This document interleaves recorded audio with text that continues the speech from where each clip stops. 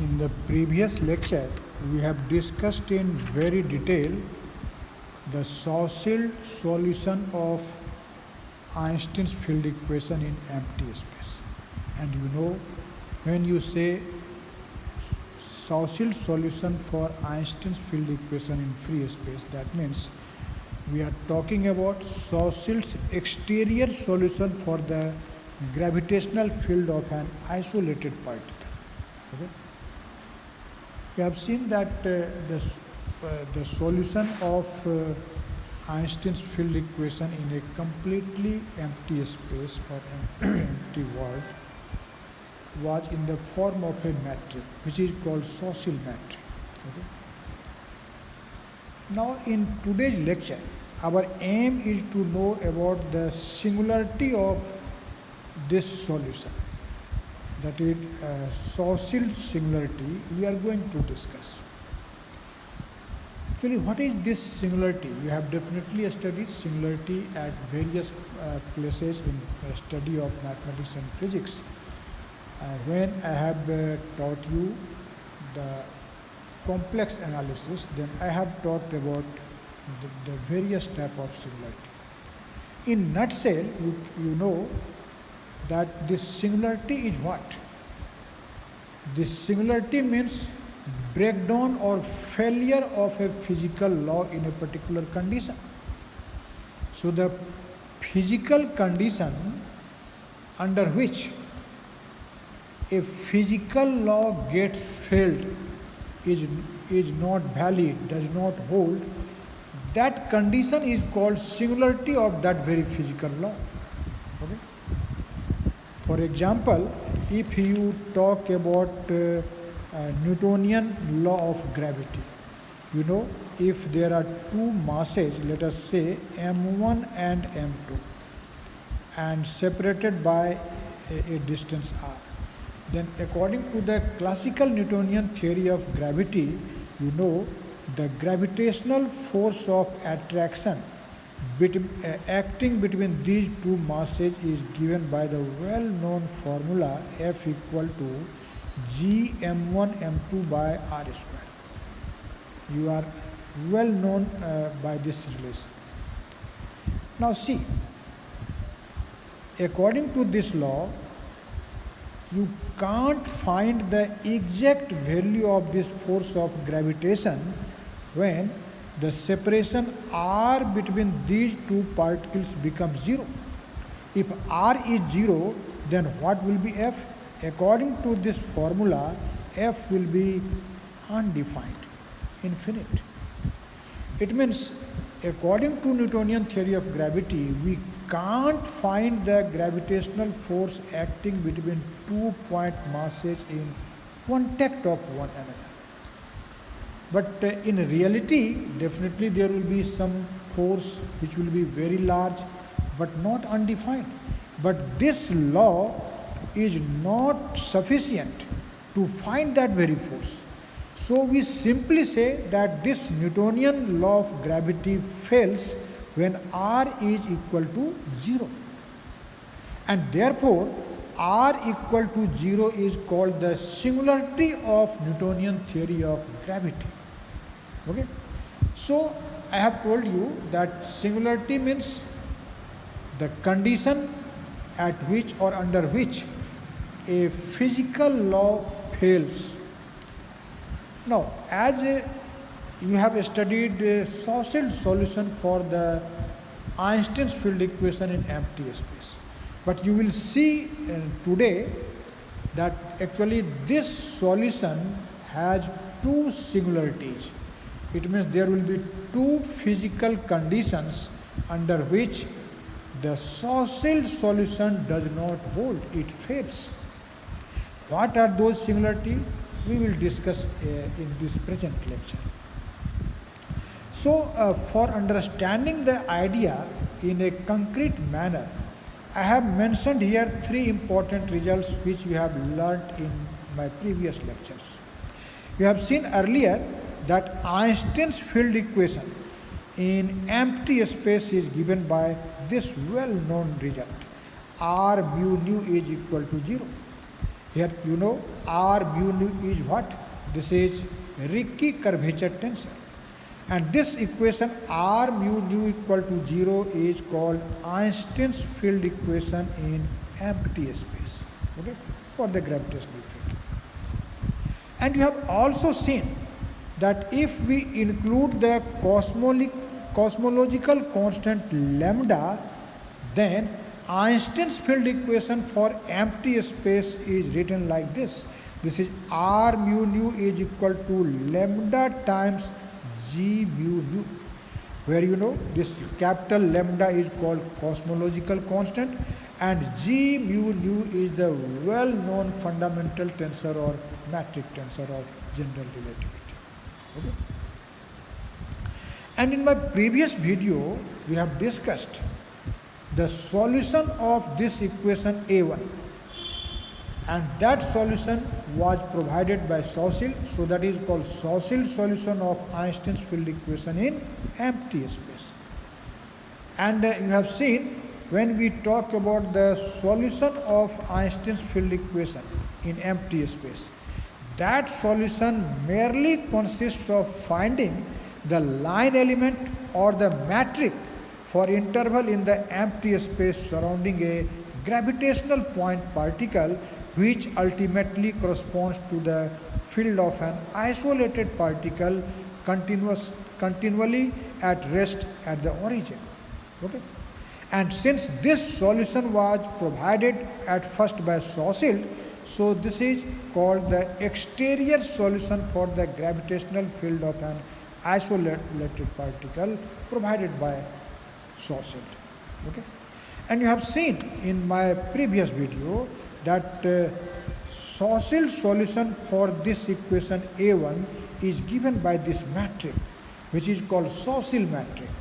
This is ds square equal to minus 1 minus 2m over r whole to the power minus 1 times dr square minus r square d theta square minus r square sin square theta d phi square and plus 1 minus 2m over r times dt square. Okay? This is in fact Schwarzschild metric or the solution of this field equation R mu nu equal to 0 defined in equation A1, which is Einstein's field equation in empty space. Okay?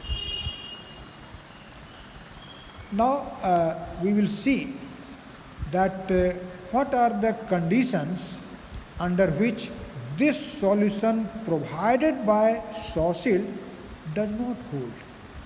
It gets failed. See here, if you actually there are two conditions or there are two singularities you can say under which this solution defined in equation A3 will not hold. Okay, this solution will become undefined. And what are actually those singularities? Let us now see. If you take r equal to 0, okay, r equal to 0, see this last term.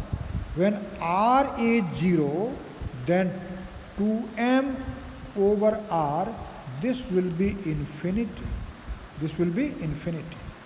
So, due to the presence of this factor 1 minus 2m over r in last term of this metric, ds square will become undefined. It means this solution does not hold when r is equal to 0. So the first singularity of Schwarzschild solution for Einstein's field equation in empty space is what? That is r equal to 0. Okay? But just as I have told you earlier, that this r equal to 0 is also the singularity of Newtonian classical theory of gravity. I have just told you, because you know, in accordance with Newtonian theory of gravity, the gravitational force between 2 point masses m1 and m2 separated by a finite distance r is given by F equal to g times m1 m2 over r square. where this G is universal gravitational constant or the gravitational constant in Newtonian theory. And it is obvious from this result that when we will take r equal to 0, f will become undefined. This will be infinite. So r equal to 0 is also the singularity of Newton's classical theory of gravity. So this singularity r equal to 0 is of both theory, that is for Einstein's field equation it is also the singular point or singularity, and also for the Newtonian theory of gravity. Okay. So Schwarzschild solution does not hold good when r is equal to 0, and therefore it is called the first singularity of Schwarzschild solution. I think we have clearly understand it.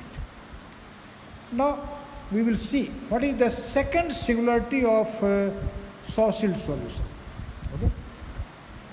You can see this solution A3. If you will take 1 minus 2m over r, 1 minus 2m over r equal to 0, then what will happen?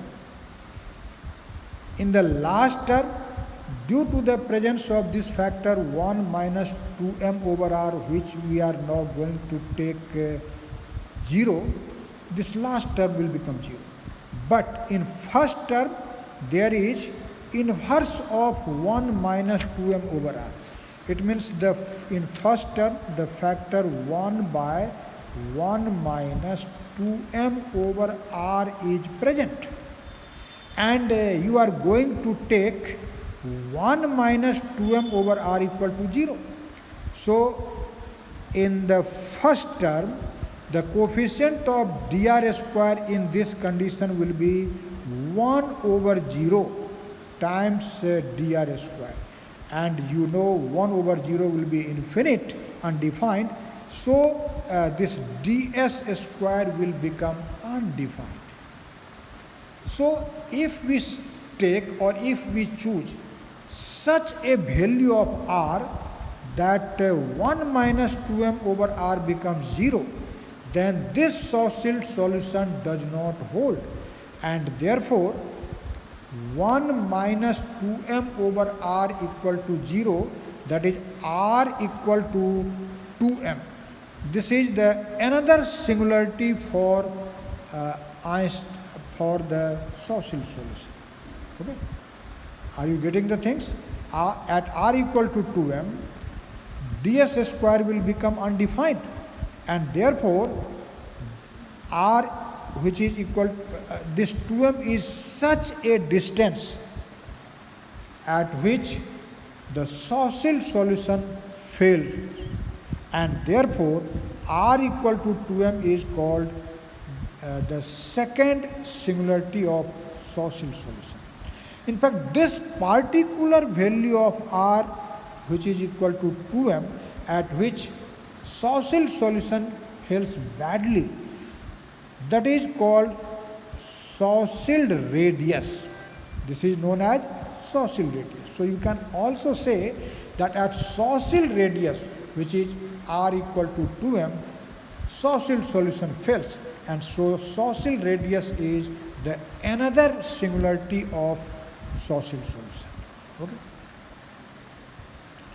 Now think about the points whose distance lies between 0 and 2m. It means r is greater or equal to 0 is less or equal to r, and r is less or equal to 2m. In fact, in that condition, this ds square will be negative. It will be less than 0. And you have studied in special relativity that if ds square, that is this line element, is less than 0, negative, then the interval is space-like.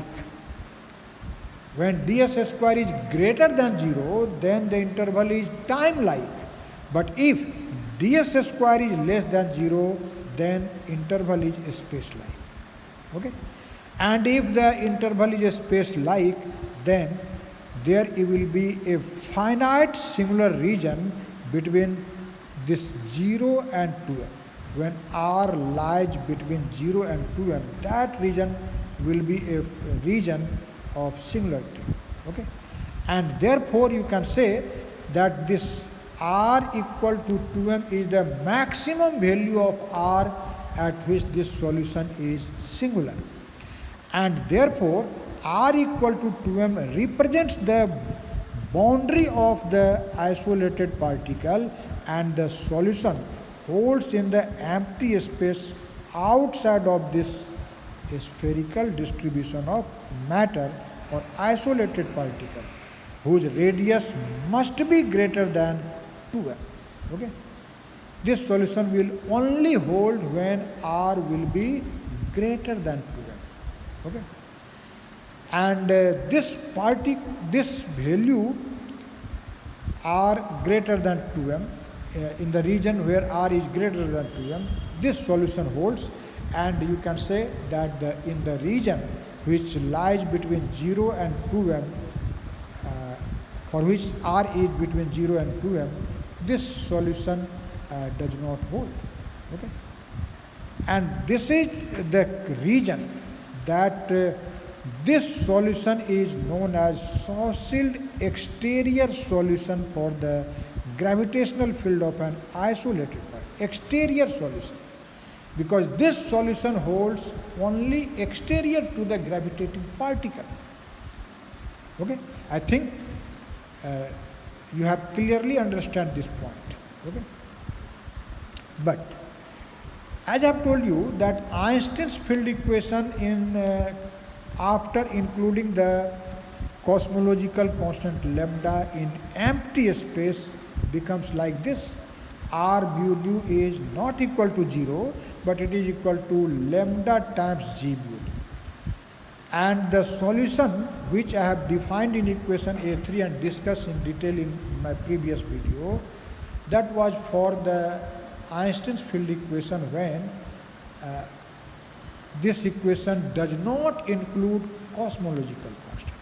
Now, if the cosmological constant will be included in Einstein's field equation in empty space, then the solution of Einstein's field equation which I have defined in equation A3 is given by this matrix. This is also actually Schwarzschild matrix, but this matrix has been written after including the cosmological constant, and it is given as ds square equal to minus 1 minus 2m over r minus lambda square over 3 whole to the power minus 1 times dr square, and minus dr square d theta square minus r square sin square theta d phi square plus 1 minus 2m over r minus lambda r square over 3. Okay? Now again see, when this in this condition, if you talk about the singularity, what should be the value of this r?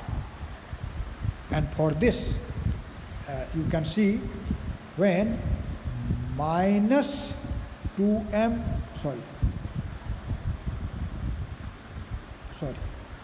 when 2m over r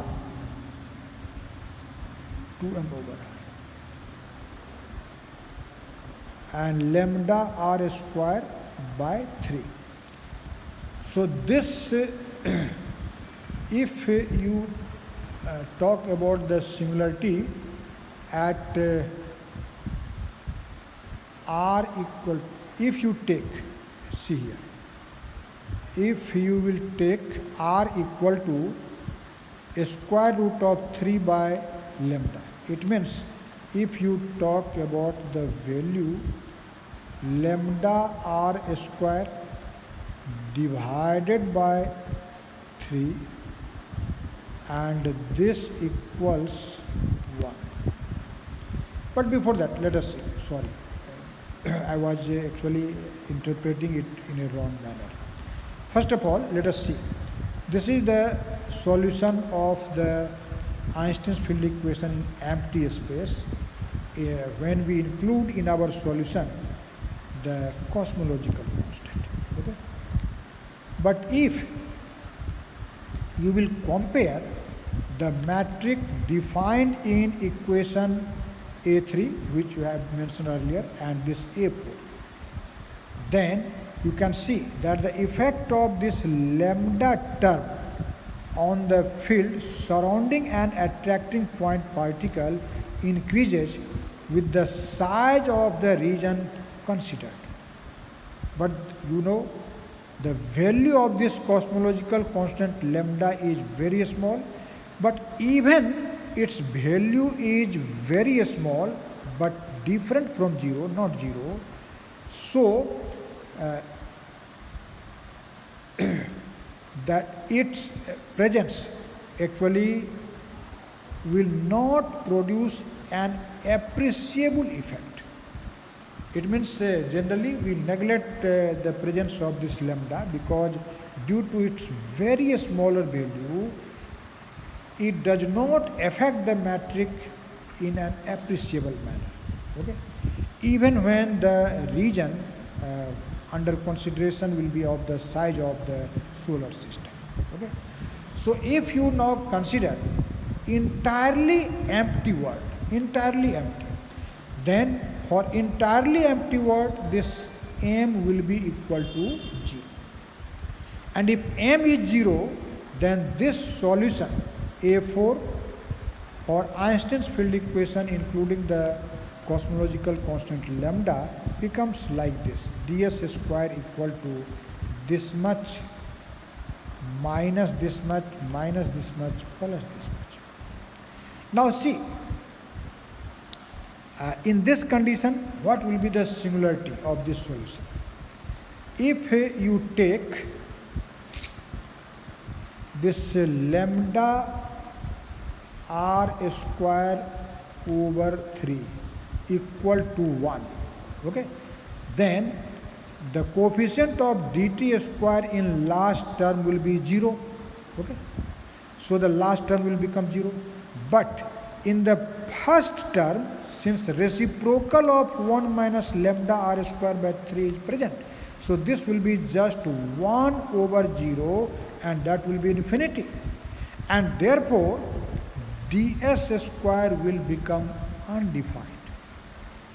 So at this particular value of r equal to 3 over square root of 3 by lambda, this solution becomes this solution does not hold, and therefore r equal to a square root of 3 by lambda is called the singularity of Schwarzschild solution for Einstein's field equation for entirely empty world. Okay? Actually, this particular value of r will have a very large value. Why? Because lambda is very small and therefore r will be very large. And this particular value of r, which is a square root of 3 by lambda, this is called horizon of the world. This is horizon of the world. Okay? Or this is also called Schwarzschild horizon. So I think after this discussion, you have now a clear-cut idea of the Schwarzschild singularity or the singularities of Schwarzschild solution of Einstein's field equation in empty space. Okay, thank you very much.